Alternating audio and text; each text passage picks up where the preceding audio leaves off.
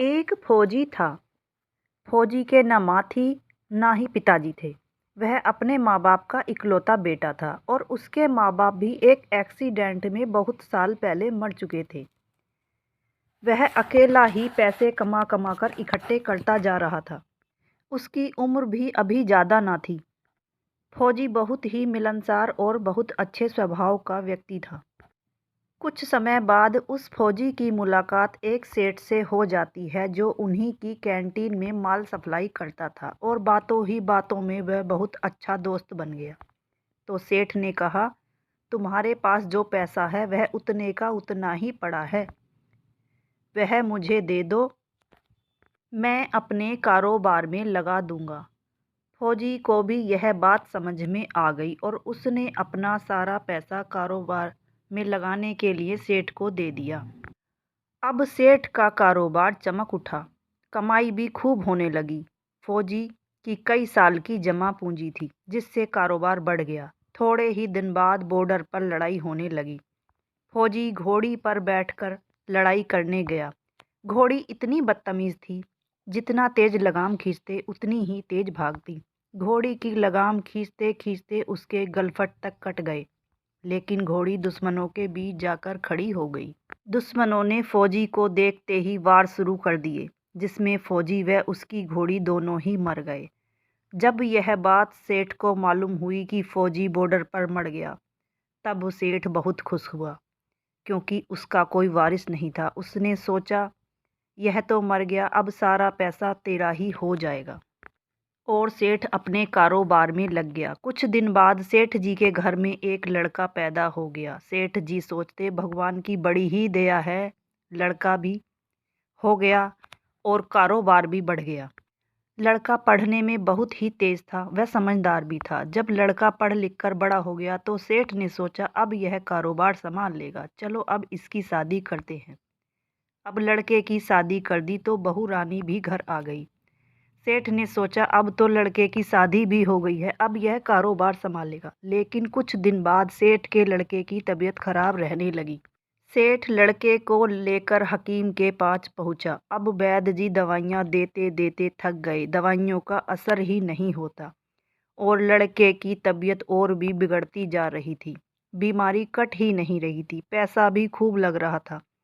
अंत में डॉक्टरों ने लड़कों को लाइलाज बीमारी बताकर कहा, सेठ जी अब इस लड़के को घर ले जाओ, यह लड़का 2 दिन में मर जाएगा। सेठ जी निराश होकर लड़के को घर लाने लगे। घर लाते समय रास्ते में सेठ को एक आदमी मिला। उस आदमी ने कहा, सेठ जी क्या हुआ, बहुत दुखी लग रहे हो।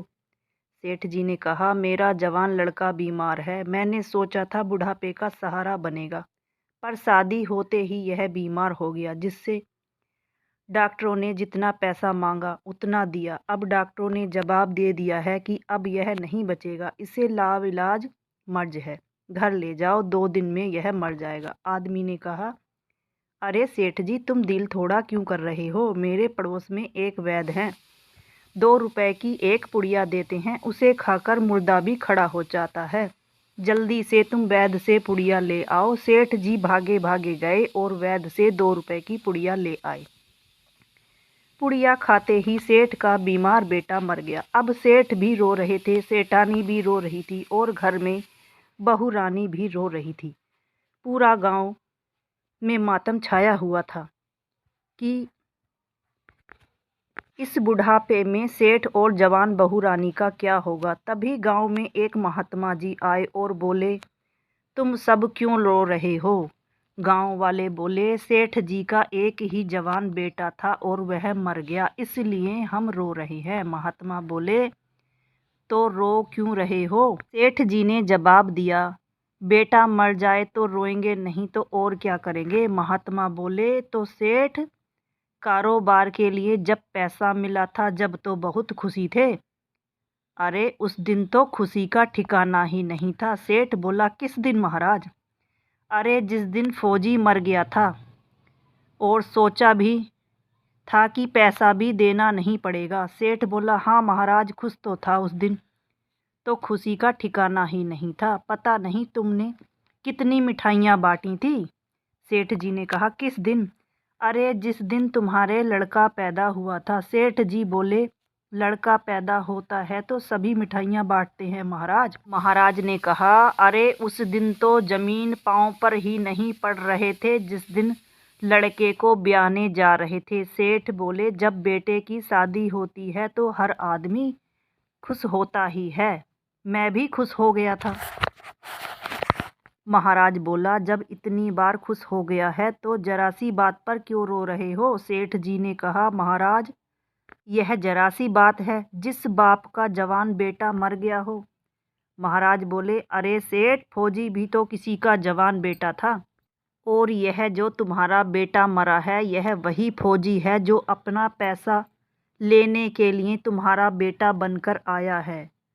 तुमने पढ़ने में, लिखने में, खाने में, शादी में जितना फौजी का था सब लग गया और ब्याज लगाकर डॉक्टरों को दिलवा दिया। अब कर्मों का लेना देना पूरा हो गया। सेठ ने कहा, हमारे साथ तो कर्मों का लेना देना है, पर महाराज जवान बहू रानी जो घर में रो रही है, जवानी में उसको पति उसको धोखा देकर चला गया, उस बहू का क्या जुर्म था? तब महाराज बोला, यह वही घोड़ी है जिसने जवानी में उस फौजी को धोखा दे दिया था।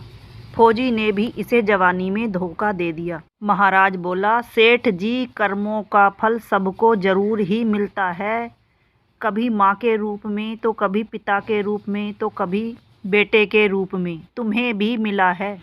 तो दोस्तों, वेद शास्त्र और पुराणों के साथ साथ सभी साधु संतों का भी यही कहना है कि संसार कर्मों का लेखा जोखा है। इसलिए दोस्तों, किसी के साथ गलत व्यवहार ना करें। आज की कहानी यहीं समाप्त होती है। धन्यवाद।